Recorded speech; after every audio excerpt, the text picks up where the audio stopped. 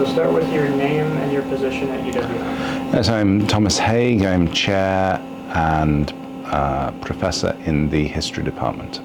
Okay, and what do you do in that position? Well, the things academics usually do, teaching, research, service. My research is about the history of computing in different ways, from different perspectives. Business history, labor history, technological history, history of computer science. And I'm writing a book on the history of AI. And teaching, I teach about the history of race and health and the graduate research methods class, but also I teach about every year to 18 months, I teach a class in the Honors College, which is the seminar on how the computer became universal. And that's based on my book here, A New History of Modern Computing, which is a big fat book. It's got the whole history of computing from ENIAC in World War II, the first programmable electronic computer, through to the pandemic era. So that is the basis of the course, along with a bunch of other readings. But one of the things that became apparent to me was that current undergraduates don't have a lot of historical memory of computing that goes back particularly far for obvious reasons. So, in the history of computing, we've known for a long time that if you're talking about different kinds of mainframe computer from the 50s and 60s, that's going to need a lot of explaining to ordinary people. But what's true now is that you can't assume anymore that people know the difference between an IBM PC and an Apple Mac, or different generations of computers, or what a home computer was, or what it was like to program in BASIC, or any of those things. So to make the course more accessible to students, even during the pandemic, I was working on the book, I found it valuable to have hands-on experience with some of the earlier computers to complement what I remembered and what I found in printed sources. The Apple II, for example, is a really important computer in the US, which I'd never used personally. So I started building up a bit of a collection in my attic during the pandemic, and then teaching the class for the first time, I was able to move that into this space here at the top of Holton Hall as the UWM History Department Retro Lab. So that's a space where students are able to come, somewhat more viably than coming up to my attic, which would sound a little unsavory, and see and use the computers a little bit during some of the class meetings, and also work on their individual projects where they pick a topic of particular interest and use the lab resources to research a paper on that topic. What got you interested in the history of computing? Oh, well, as a student, I was interested in history. I was also interested in computer science. In the British system, you go to university usually for 3 years and you study only one topic, so you have to choose one or the other. But then after doing my first 2 degrees in computer science, I was able to do my PhD essentially in the history of technology. So that was a chance to combine the interests. And tell me about your career at UWM. Well, I've been here since 2004. The first 13 years were in the School of Information Studies. That was not a particularly great place for me because well, they aren't very interested in history, so I wasn't teaching anything historical. But in addition, they viewed computing as something for the more vocational undergraduate kind of course, so they also weren't kind of particularly interested in computing. So I was pleased when I had a chance to transfer to the history department about 7 years ago, and that's obviously all my teaching here is historical, and some of the time, as with this seminar, I'm also able to use the lab resources to teach students about the history of computing. And what is this lab used for?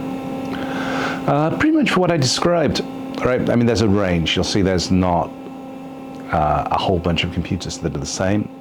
So there's more that you're not seeing that's in storage and in a kind of closet. But we've got room here to keep out a selection of desktop computer systems from about 1980 to the early 2000s. it can't try and be a complete collection of every kind of Mac, every kind of PC, but the idea is that they're spaced a few years apart from each other in the main computing families. So you've got examples of all the main computer platforms in personal computing from that era. If someone comes in and they want to experience a program on something similar to the hardware that would have been in use at the time it was released, then we can match that, plus or minus 18 months, and they can have something pretty close to the original experience. So it's not intended to be a comprehensive collection or a museum exhibit. The idea here is that if somebody wants to recreate a period experience using a particular piece of software, we've got something that is close enough to let them have that authentic experience with it. Okay. And where do these machines come from? There's a variety.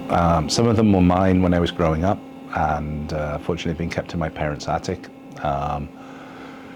Some of them I purchased. Many of them are donated by members of the history department faculty or by people in the area who heard about the lab and were kind enough to go into their attics and basements and pull out whatever they had and provide me with them.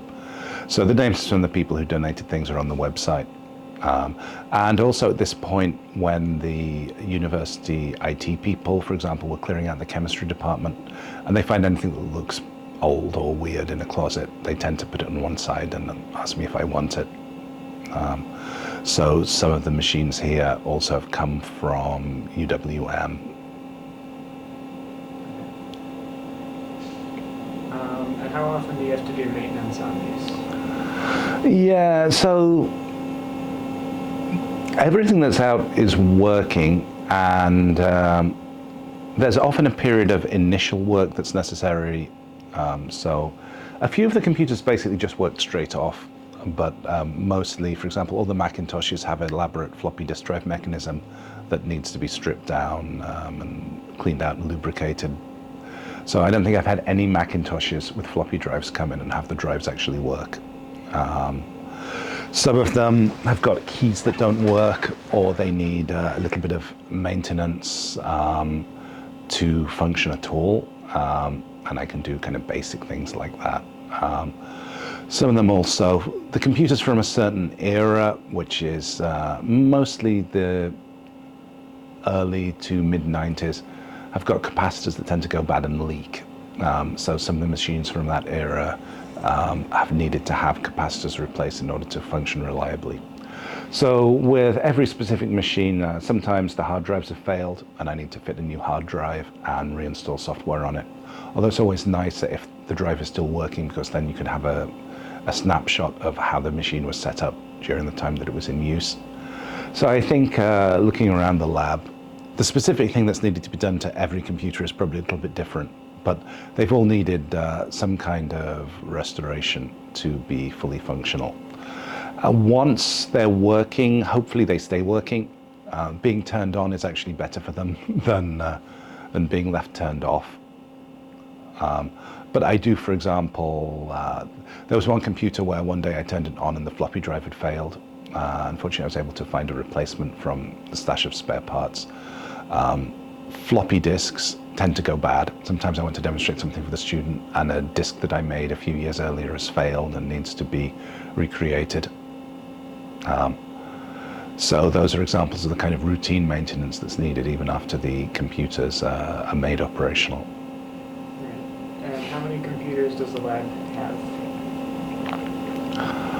Well, I mean, if you look around, right, how many have we got? 1, 2, 3, 4, 5, 6, 7, 8, 9, 10, 11, 12, 13, 14, 15, 16. So we've got 16 out on the desks at the moment.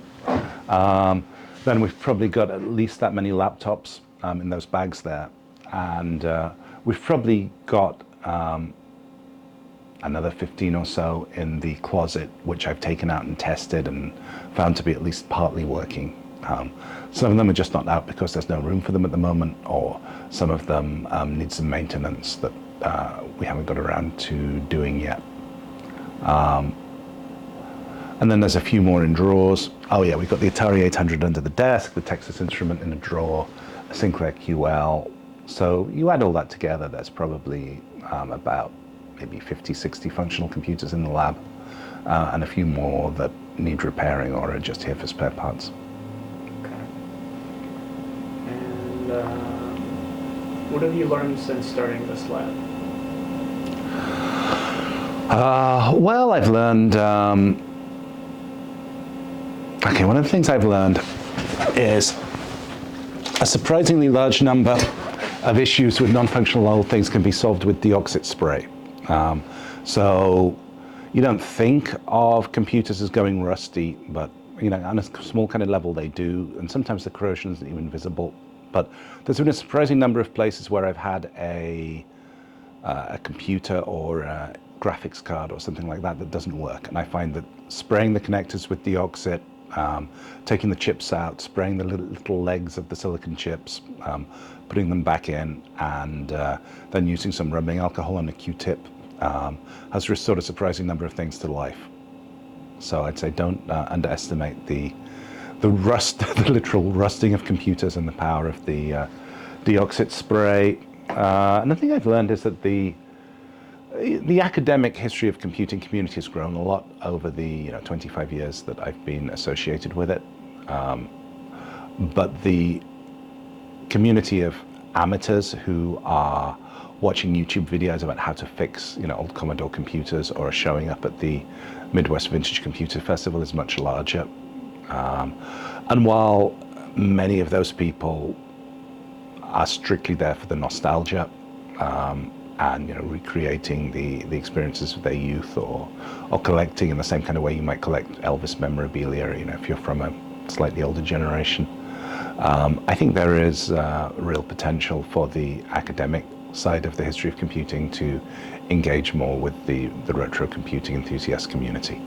So that's something I have a little bit with the lab. There are some students who are not taking the course but are interested in the topic, and sometimes come in to help out with restoring the machines, or the student chapter of the IEEE Computer Society tends to visit once a semester, and maybe have what's essentially an end of semester party here, playing with some of the older video games and so on. So I think the lab has been a good way of me learning more about those kinds of communities and making some of those connections. And in my own research, there is, for example, even in the book, there are a few passages about what's it like to actually use the computers, where describing the experience of the thing turning on and beeping and grinding its disks, or what the keyboard felt like, or being able to pull out the graphics card for an IBM PC and compare it to the Apple IIe motherboard, because I had those things in front of me, helps to inform my research and give readers a little bit more of a sense of what it was like to engage with the material reality of the computers. Right. And in all of my working on this project, the UWM surplus department has been involved in some way. They've cleaned up buildings when they're shut down, cleaned up departments. So what are your thoughts about UWM surplus? Yeah, I mean, surplus is great. It's reached a point now a little bit more where when the IT people find something, they might put it on one side for me rather than send it to surplus. But for example, when I first set the lab up, some of these systems were set up with LCD screens, the flat panels, which was not historically accurate. And a large proportion of the old school monitors that you see around here came from surplus.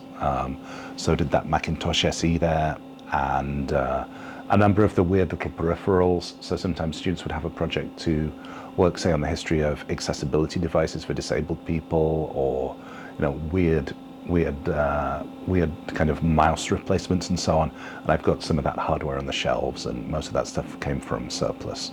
So yeah, I'd say surplus has been a great resource for the lab, and I always enjoy going there and grabbing things. Unfortunately, it's got a bit full now, so I've not been doing that as often as I previously did. But yeah, other little things like the boxes to keep floppy disks in, that kind of thing, often finish up in surplus. And some media things as well. So I've got an 8-track there and a CD player and so on, and as those were getting ripped out of various classrooms and finishing up in surplus, some of the students also have interest that crosses over with older media formats, and that's been particularly helpful to have the stuff from surplus for that.